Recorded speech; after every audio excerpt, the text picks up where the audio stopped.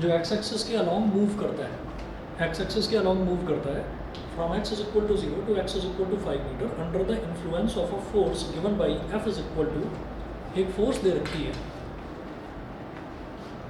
Page number 6 पर है notes के, पेज नंबर 6 का क्वेश्चन नंबर 3। तो यहाँ पर f कितना दे रखा है 7 minus 2x, 7 minus 2x plus 3x square, find the work done in the process. वो वर्क डन पूछ रहे हैं।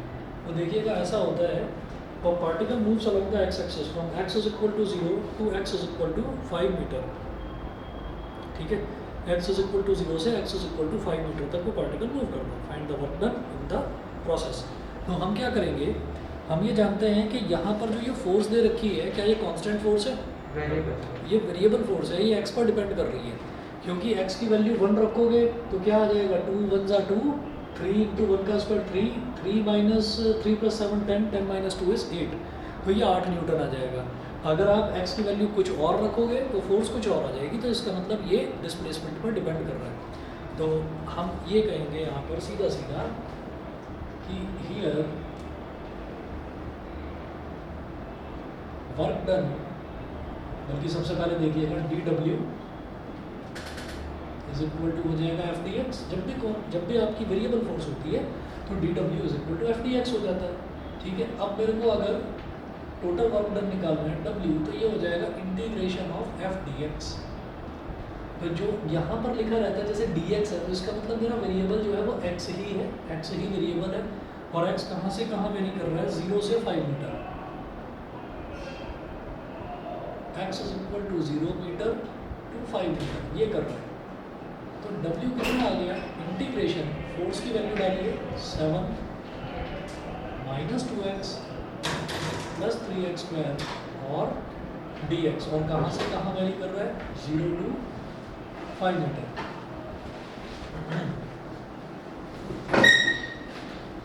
ठीक है, तो अब देखिएगा, अब इसको मैं इंटीग्रेट कर दूंगा। तो जैसे 7 है, 7 को इंटीग्रेट करेंगे तो क्या आ जाएगा 7x, ठीक है। नहीं समझ में आया तो मेरे को बताना। 7 का मतलब क्या है, अगर इसको स्प्लिट करके देख लीजिए तो ये ऐसे हो गया integration 7 dx minus integration 2x dx plus integration 3x square dx, 3x square dx, और सब की लिमिट क्या है 0 टू 5, 0 टू 5, 0 टू 5, ठीक है। 0 टू 5, 0 टू 5, 0 टू 5।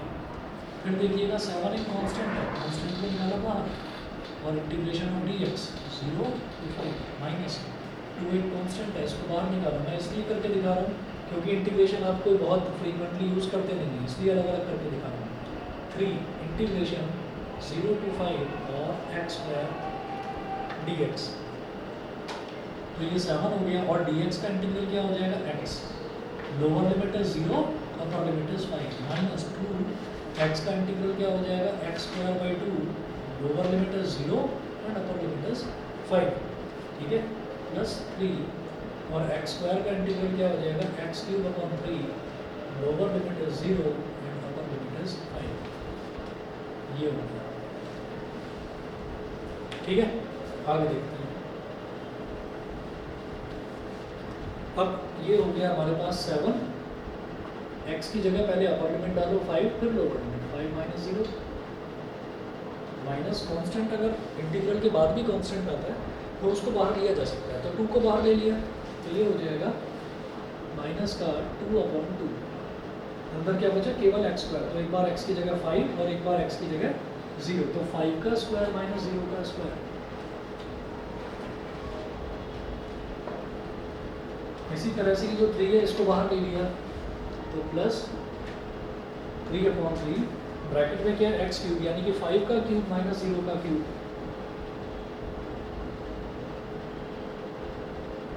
3 से 3 कट गया, 2 से 2 कट गया, 5 माइनस 0 इज 5, 7 5 जा 35, माइनस 5 का स्क्वायर इज 25, 25 माइनस 0 इज 25, 5 का cube is 125, 125 minus 0 is 125,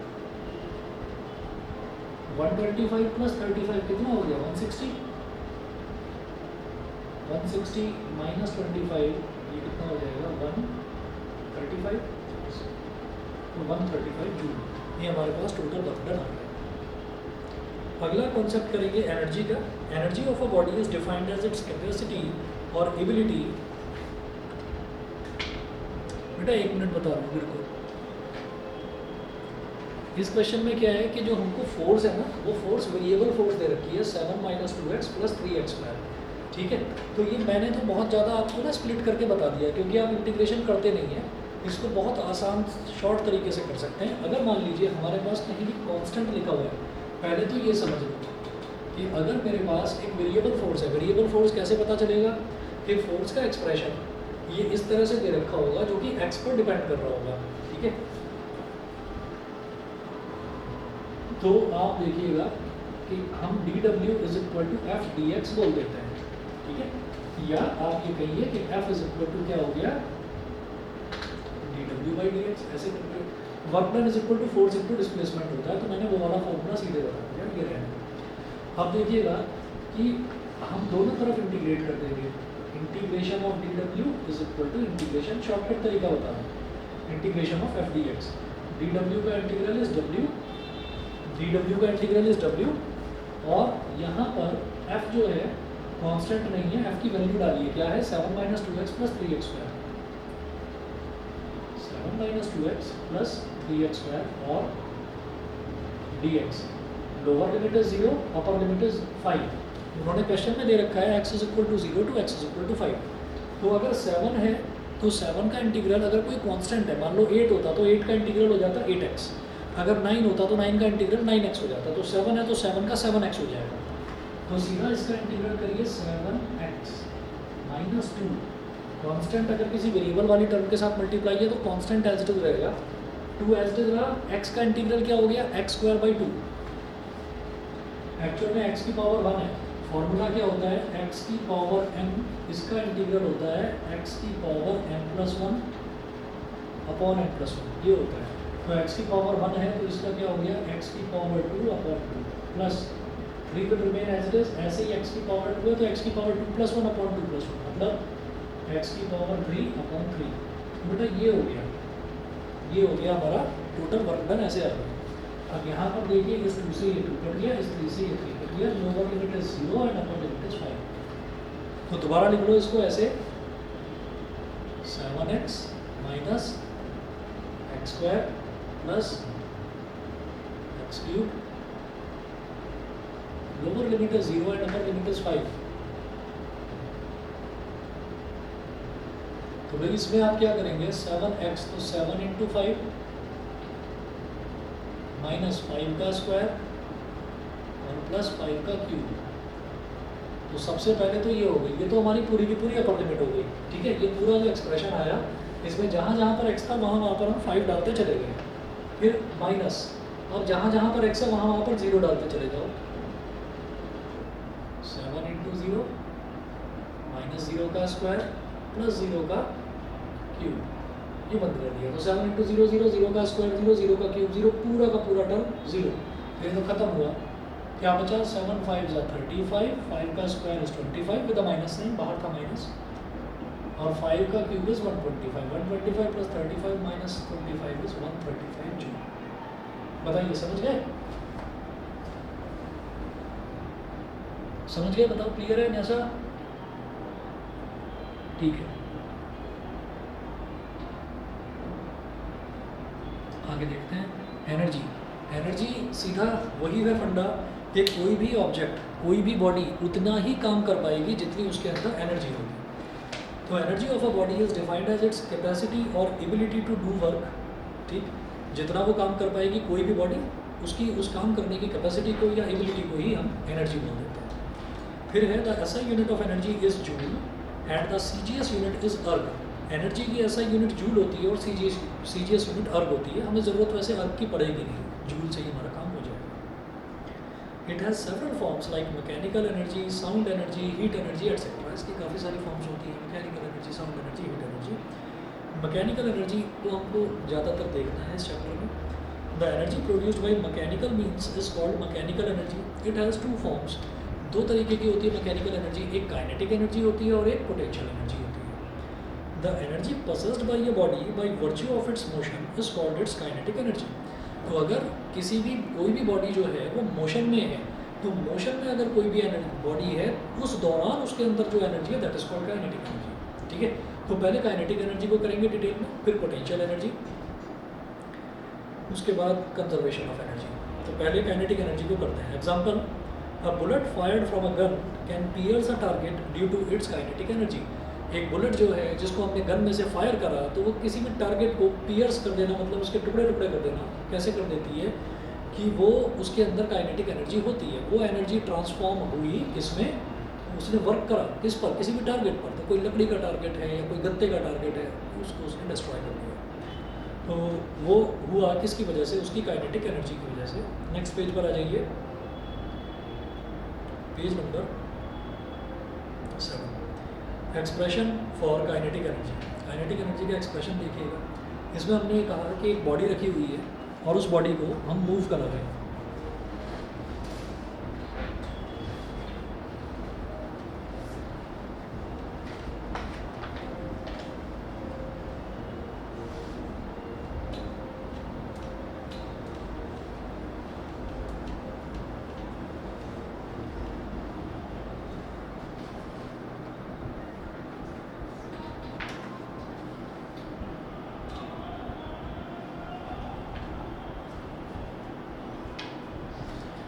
expression for kinetic energy, तो यहाँ पर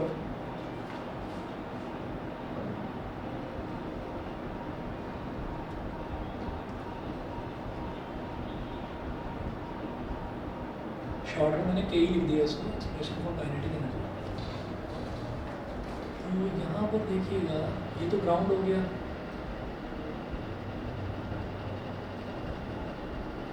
और एक बॉल रखी हुई थी यहाँ ऐसे, और एक बॉल थी ऐसे। ठीक है, तो यहाँ पर फोर्स लगाइए F, velocity is equal to 0, velocity is equal to v। फिर है m is equal to mass of the body. ठीक है, हमने मान लिया कि ये जो बॉडी है, शुरुआत में ये बॉडी ना रेस्ट में रखी हुई थी, यानी कि इसकी वेलोसिटी 0 थी। वेलोसिटी 0 मतलब इसकी इनिशियल वेलोसिटी 0 हो गई। ठीक है, हमने इस पर फोर्स लगाया, फोर्स लगाने पर क्या हुआ, धीरे धीरे इसकी वेलोसिटी बढ़कर v हो गई। ठीक है, तो 0 से बढ़कर इसकी वेलोसिटी v हो गई। तो वो सारे टर्म्स यहाँ पर नीचे मेंशन्ड है। m is equal to mass of the body, u is equal to 0, यानी कि initial velocity of the body कितनी है, 0 है। f क्या है, constant force applied on the body, body पर जो कांस्टेंट फोर्स अप्लाई करा जा रहा है दैट इज f, उसको मैंने f ले लिया। और a है acceleration produced, acceleration produced in the body in the direction of the force। v है final velocity of the body and s is distance covered by the body। इसके बाद सीधा सीधा देखिए थर्ड इक्वेशन ऑफ मोशन। तो भाई third equation of motion क्या है, v square is equal to u square plus 2as। तो v square is equal to 0 का स्क्वायर प्लस 2as। तो v square is equal to 2as, यहाँ से a की वैल्यू निकाली तो क्या आ गई, v स्क्वायर अपॉन 2s। इसको बोल दिया इक्वेशन नंबर 1। उसके बाद आगे देखें, as the force and displacement are in the same direction so the work done is. Force और डिस्प्लेसमेंट दोनों सेम डायरेक्शन में है, तो हमें कॉस थीटा वाला फंडा लगाने की जरूरत ही नहीं है, सीधा फोर्स इंटू डिस्प्लेसमेंट कर दीजिए, एफ इंटू एस कर दीजिए। तो W is equal to work done is equal to F into S. तो भाई एफ क्या होता है, मास इंटू एक्सेलरेशन, और एस तो एस है ही, तो mass as it is, acceleration की जगह आपने डाल दिया v स्क्वायर अपॉन 2s, और s as it is, s से s कर दिया mv स्क्वायर बाई 2, यानी कि हाफ mv स्क्वायर। ठीक है, और कभी भी हमको एनर्जी निकालनी होती है, चाहे हम काइनेटिक एनर्जी निकालें, चाहे हम पोटेंशियल एनर्जी निकालें, एक्चुअल में हम वर्क डन ही निकालते हैं, क्योंकि एनर्जी जितनी भी होती है बॉडी में, बॉडी उतना ही काम कर पाती है। तो यहाँ से यहाँ तक ये पहुँचा तो उसने कुछ काम करा, उसने कितना काम करा होगा, जितनी उसके अंदर काइनेटिक एनर्जी रही होगी। तो इसीलिए आप नेक्स्ट नीचे देखिएगा, this work done appears as kinetic energy के ऑफ द बॉडी। ये वर्क डन कहाँ से आया, ये उसकी काइनेटिक एनर्जी से ही तो आया। काइनेटिक एनर्जी क्योंकि वो मोशन करके, वो मूव करके, वो चल के यहाँ तक पहुँची है। तो energy possessed by your body by virtue of its motion is called kinetic energy. तो काइनेटिक एनर्जी हमारी कितनी हो गई, हाफ mv स्क्वायर। बोलिए भाई, ऑनलाइन वाले दोनों बच्चे बता दें, अनमोल न्यासा क्लियर है? यस ठीक है, चलिए जी। उसके बाद ओके सर। सर हम ये कह सकते हैं कि जो वर्क डन है वो transfer of energy. Work done transfer of energy ही है, कह नहीं सकते यही है एक्चुअली, ठीक है, क्योंकि एनर्जी जो है एनर्जी ही ट्रांसफर होती है एज वर्क डन, ठीक है, तो वो सही है। उसके बाद आप देखिएगा, उसके बाद नेक्स्ट है हमारे पास kinetic energy by calculus method. तो कैलकुलस मेथड से काइनेटिक एनर्जी कैसे निकाली जा सकती है? अच्छा, तो ये जो है ना, ये क्वेश्चन बिल्कुल इसी तरीके से पूछा जाएगा कि derive the expression for kinetic energy by using method of calculus. Derive the formula for kinetic energy by analysis method या मैथमेटिकल एनालिसिस मेथड, तो वो सीधा मेथड ये होगा, ठीक। तो आप ये देखिएगा, इसमें क्या है, consider a body of mass m initially at rest, हमने माना इनिशियली एक बॉडी है मास m, उसको रेस्ट में है। The force F vector is applied on the body and it produces a displacement ds vector in its own direction, यानी कि theta is equal to 0 degree. The small work done will be dw is equal to F vector dot ds vector. तो kinetic energy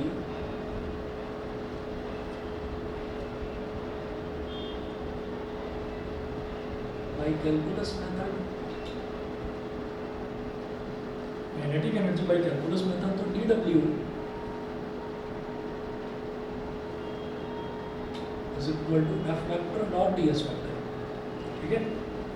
तो भाई ये क्या हो गया, F ds, जब दोनों सेम डायरेक्शन में है, जिस डायरेक्शन में फोर्स लगा रहे हैं उसी डायरेक्शन में डिस्प्लेसमेंट है, तो एंगल कितना हो गया, थीटा कितना हो गया, 0 डिग्री। तो F vector dot ds vector, A vector dot B vector क्या होता है, dot product AD cos theta. तो F vector dot ds vector क्या होगा, F ds cos theta. Theta कितना, 0 डिग्री, cos 0 कितना 1, तो F ds dw is equal to F ds according to Newton second law of motion. Newton का जो second law of motion है वो क्या है, F is equal to ma। F is equal to ma, ये Newton का second law of motion है, ठीक है। अच्छा, तो अब हम क्या करेंगे, जैसे F is equal to ma है, तो हमने क्या करा, हम यहाँ पर एक्सेलरेशन की वैल्यू डाल देंगे। F is equal to m into acceleration की वैल्यू कितनी होगी, dv बाई dt। तो भाई मेरे को F की वैल्यू पता चल गई, और मुझे dw निकालने के लिए क्या करना है, उसमें ds और मल्टीप्लाई करना है। Therefore dw is equal to F ds, तो dw is equal to F कितना है, m dv by dt into ds। अच्छा, ds क्या है, स्मॉल अमाउंट ऑफ डिस्प्लेसमेंट, जरा सा डिस्प्लेसमेंट। dt क्या है, छोटा सा टाइम पीरियड, इस dt को खिसका कर इधर ले आओ, dt को खिसका कर इधर ले आओ ds के नीचे।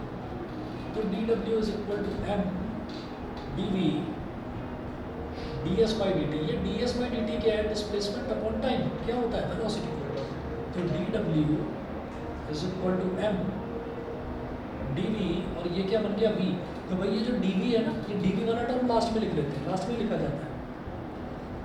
dw is equal to m v dv। अब अगर मेरे को, मैं ये जानता हूँ कि अगर मुझे इंटीग्रेशन करना है dx का, अगर मैं dx का इंटीग्रेट करूँगा तो x मिल जाता है। तो इसी तरीके से अगर मैं दोनों तरफ इंटीग्रेट कर दूँ तो dw का इंटीग्रेट करूँगा तो पूरा अमाउंट मिल जाएगा, वर्क डन टोटल, ठीक है। चलिए जी देखते हैं, तो फिर इधर कर रहा हूँ मैं आगे इसको।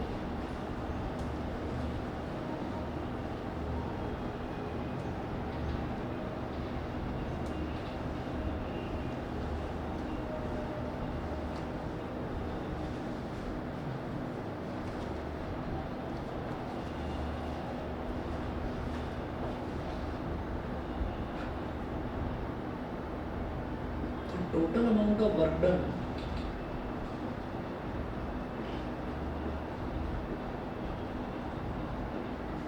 वो कैसे निकला, आप dw का इंटीग्रेशन कर देंगे is equal to integration of m v dv।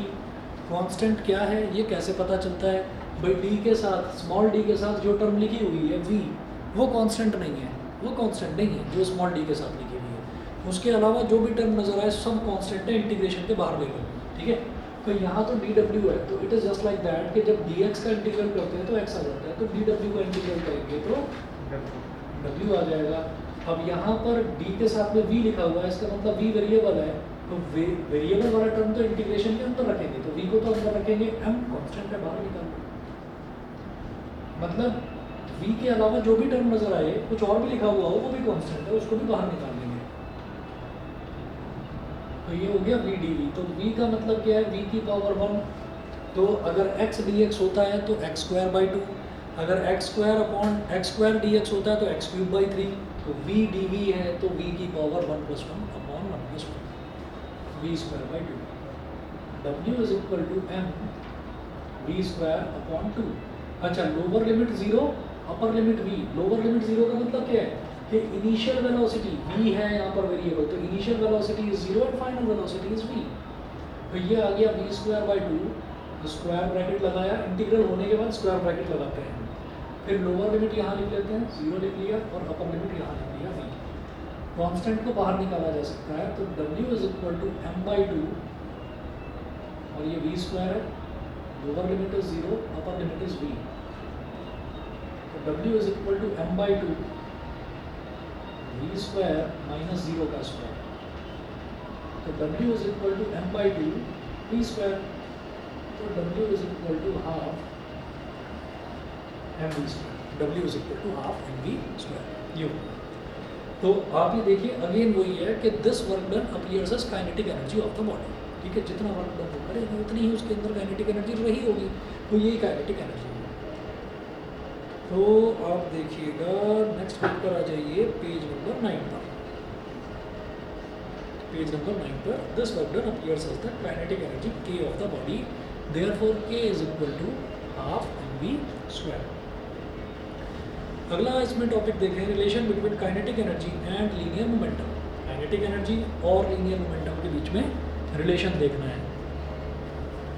ठीक है, ये मिटा रहा हूँ इधर।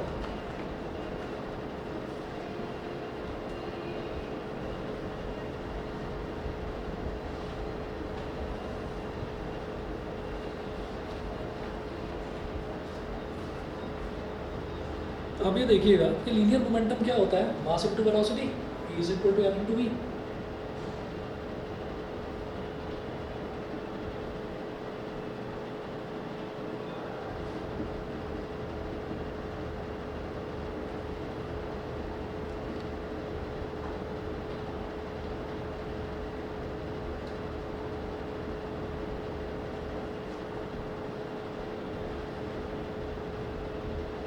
E is equal to mass into velocity, m into v। अब क्या करिए, and kinetic energy k is equal to half M V square. ठीक, तो राइट हैंड साइड में आप क्या करिएगा, ये हाफ तो ये है ही, आप क्या करिए कि m को 2 से मल्टीप्लाई करिए, सॉरी एम वी स्क्वायर तो था ही, आप m से ऊपर मल्टीप्लाई करिए और m से ही नीचे मल्टीप्लाई। ठीक है, m से ऊपर कर दिया, m से नीचे कर दिया, तो k is equal to 1/2m। ये हो गया m square v square. m square v square क्या हो गया, mv का होल स्क्वायर।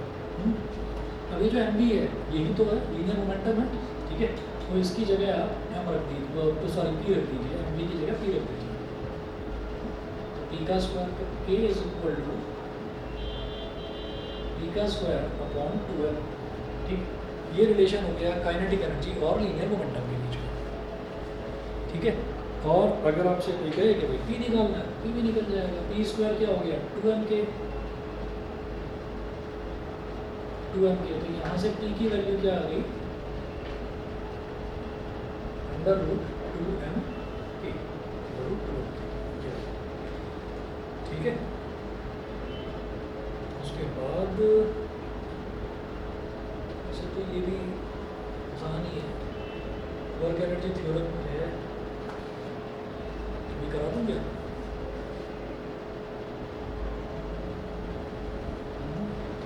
वैसे तो 10 मिनट बचे हैं, चलो कर लेते हैं। कल बच्चे ये ना कहने लगे कि स्कूल वाला काम हो गया कि अब बच्चे कम आए थे तो आज ही ज़्यादा करा दिया। ठीक है, हालांकि ये सब समझ में आ गया होगा, बेहद आसान, कुछ ऐसे इसमें मुश्किल नहीं है। चलिए जी, तो करते हैं work energy theorem. Work energy theorem क्या है, it states that the work done by the net force. Online वाले दोनों बच्चे बता दें, यहाँ तक क्लियर है ना दोनों को? Yes sir. ठीक है, वर्क एनर्जी थ्योरम, तो इसमें क्या होता है कि it states that the work done by the net force acting on a body is equal to the change produced in the kinetic energy of the body. तो जितना काइनेटिक एनर्जी में change होता है ना, वही वर्क डन होता है। मैंने ना यहाँ पर क्या देखा, मतलब इसमें और जो काइनेटिक एनर्जी है ना, इसमें ज़्यादा कुछ डिफरेंस नहीं है। सवाल क्या है कि हमने क्या देखा यहाँ पर कि जो काइनेटिक एनर्जी, मतलब जो बॉडी थी, बॉडी ने वर्क डन कितना करा, वो हमने ये देखा कि जो इनिशियल वेलोसिटी है उसको हमने यू मान ली, यू को हमने 0 मान लिया और फाइनल वेलोसिटी को हमने v मान लिया। अब सोचिए कि बॉडी पहले से ही चल रही थी, है ना, एक साइकिल थी दूर से चलती हुई आ रही थी और मैंने कहा कि दूर से चलती हुई आ रही है यार, मेरे को दिखाई तो दे नहीं रही है, जब नज़दीक आ जाएगी तब मैं इसका मोशन स्टडी करूँगा। अब हमने एक मार्क लगा दिया, हमने कहा जब ये साइकिल यहाँ से गुजरेगी, तो जब इस पॉइंट से गुजरेगी तो I will treat that velocity as initial velocity for me, for my observation. तो वो चलती हुई आ रही थी, तो मैंने तभी उसकी वेलोसिटी देखी, मैंने कहा अच्छा 10 मीटर पर सेकेंड, तो ठीक है। तो अब वो u जो है वो 0 ना रहकर वो 10 मीटर पर सेकेंड हो गया। फिर उधर थोड़ी दूरी पर दूसरा बंदा खड़ा हो गया, 50 मीटर के बाद दूसरा बंदा खड़ा हो गया, उसने कहा कि नहीं अब जो है इसकी वेलोसिटी वो 15 मीटर पर सेकेंड हो गई है, तो इसका मतलब क्या है कि फाइनल वेलोसिटी उसकी बढ़ चुकी है। तो हमें ये प्रूव करना है कि जो हमारा वर्क डन होता है, किसी भी बॉडी का जो वर्क डन होता है वो चेंज इन काइनेटिक एनर्जी के बराबर होता है, और चेंज इन काइनेटिक एनर्जी के बराबर वर्क डन होता है, इसी को हम वर्क एनर्जी थ्योरम बोलते हैं। ठीक है, तो इस चीज़ को प्रूव करते हैं अभी, और दो अलग अलग केसेस के लिए प्रूव करा जाता है, एक कांस्टेंट फोर्स के लिए और एक वेरिएबल फोर्स के लिए। तो पहले केस 1 देख लीजिए।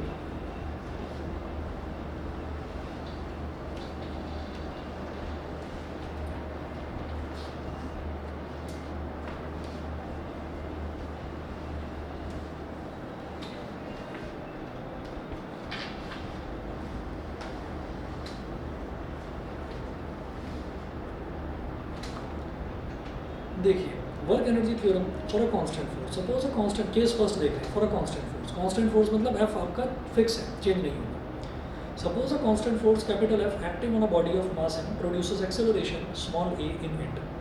नेक्स्ट पेज पर आ जाइए, page number 10। After covering distance capital S, suppose the velocity of the body changes from U to we.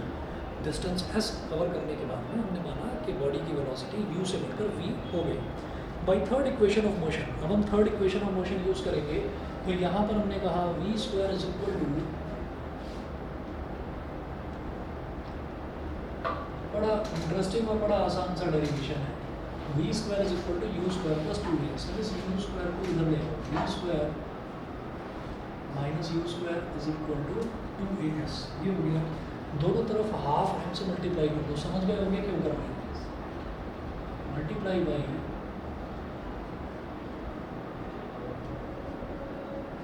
Half M on both sides. ठीक है, तो ये हो गया half M V square minus half M U square. भाई half M से multiply करा तो half M V square, half M U square और हाफ एम इंटू 2as। 2 से 2 कैंसिल आउट हो गया। हाफ एम वी स्क्वायर क्या है, उसकी फाइनल वेलोसिटी v थी, तो हाफ एम वी स्क्वायर क्या हो गई, फाइनल काइनेटिक एनर्जी बोल दूँ उसको। फाइनल वेलोसिटी को यूज़ करके जो काइनेटिक एनर्जी निकल रहा है that is final kinetic energy. तो के एफ माइनस इनिशियल वेलोसिटी को यूज़ करके जो काइनेटिक एनर्जी निकाल रहे हैं, इनिशियल काइनेटिक एनर्जी, तो हाफ एम यू स्क्वायर है, इनिशियल वेलोसिटी ले रहा हूँ ना काइनेटिक एनर्जी निकाल के, तो ये इनिशियल काइनेटिक एनर्जी होगी के एफ माइनस के आई। अब यहाँ क्या बचा, एम ए एस, तो M into A into S, और एम ए क्या होता है फोर्स, के F minus K I is equal to F into S, और एफ इंटू एस क्या होता है वर्क डन, तो के F minus K I is equal to W, ये होता है वर्क डन। तो work done by any body is equal to change in its kinetic energy. Change किसी भी चीज़ में चेंज कैसे निकालते हैं, उसके फाइनल वैल्यू में से इनिशियल वैल्यू को सब्ट्रैक्ट कर दीजिए। आज मेरी उम्र 50 साल है, आज से कुछ समय पहले मेरी उम्र जो है 40 साल थी, तो चेंज कैसे निकला, आज की उम्र को फाइनल उम्र मान लिया, पहले वाली उम्र को इनिशियल मान लिया, तो 50 माइनस 10 कितना हो गया, 40 हो गया। ठीक, तो ये हमारा चेंज आ गया, समझ गए भाई। This proves the work energy theorem for a constant force. उसके बाद अगला देखिए case second, work energy theorem for a variable force. तो जब वेरिएबल फोर्स का नंबर आएगा तो जैसे हमने काइनेटिक एनर्जी वाला देखा था, तो वेरिएबल फोर्स के लिए हमने कैसे करा था, कैलकुलस मेथड से यूज करा था। तो D W is equal to F vector dot D S vector, बिल्कुल वैसे ही तरीका है हमारा वेरिएबल फोर्स। ये हम केस नंबर 2 देख रहे हैं।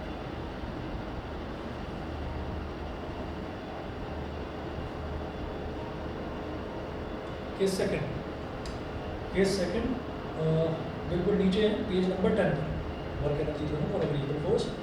Suppose a variable force F vector acts on a body of mass m and produces displacement ds vector in its own direction, that is theta is equal to 0 degree. The small work done is dw is equal to f vector dot ds vector. f ds cos 0 degree, cos 0 degree कितना होता है 1, dw is equal to f ds हो गया। ठीक है, अब उसके बाद वही फंडा, f is equal to ma, Newton के सेकंड लॉ ऑफ मोशन से f is equal to ma।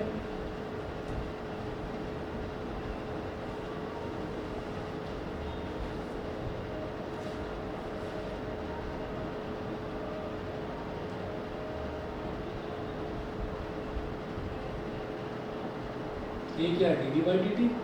ठीक है, तो वही एफ की इस वैल्यू को यहाँ डाल देंगे, तो डी डब्ल्यू कितना हो गया, एफ डी एस, एफ की इस वैल्यू को यहाँ डाल दो,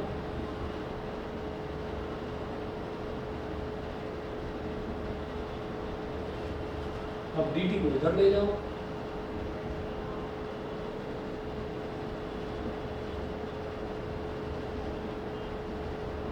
D W is equal to M D V D S by D T क्या हो गया वी। अब इंटीग्रेट कर दीजिए डी डब्ल्यू को, तो सीधा सीधा इंटीग्रेट करो, और ये जो एम वी डी वी है इसको इंटीग्रेट करिए कहाँ से, यू से वी। भाई पहले केस में क्या देखा था हमने, जब हम काइनेटिक एनर्जी प्रूव कर रहे थे कि हमारी इनिशियल वेलोसिटी 0 थी और फाइनल वेलोसिटी v थी। अब इनिशियल वेलोसिटी को u और फाइनल वेलोसिटी को v लेना है। ठीक है, तो भाई डी डब्ल्यू का इंटीग्रेशन क्या हो गया w, और जब इसको करेंगे तो m is a constant which will come outside the integral, और v dv का इंटीग्रल क्या हो जाएगा v square by 2, lower limit is 0, sorry lower limit is u, upper limit is v। ये जो 2 है अपॉन में कांस्टेंट है, इसको बाहर निकाल सकते हैं। w is equal to m by 2, अब v की जगह v रख दीजिए तो v स्क्वायर माइनस, फिर v की जगह u रख दीजिए माइनस का u स्क्वायर। ठीक है, तो एक्सपेंड करो तो वही कहानी आ जाएगी कि w is equal to half mv square minus half mu square. mv square is final kinetic energy, u square is initial kinetic energy. तो ये भी आप देख लीजिए कि वेरिएबल फोर्स के केस में भी हमारा वर्क एनर्जी थ्योरम प्रूव हो गया। w is equal to